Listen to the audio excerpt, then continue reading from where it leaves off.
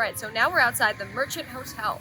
Legend says it's one of the most haunted places in Salem, and you can actually stay right here. This house was inhabited by a man named George Corwin, the sheriff of Essex County, where Salem is located. Now, Corwin was an incredibly vindictive person, and he was directly involved in the Salem witch trials.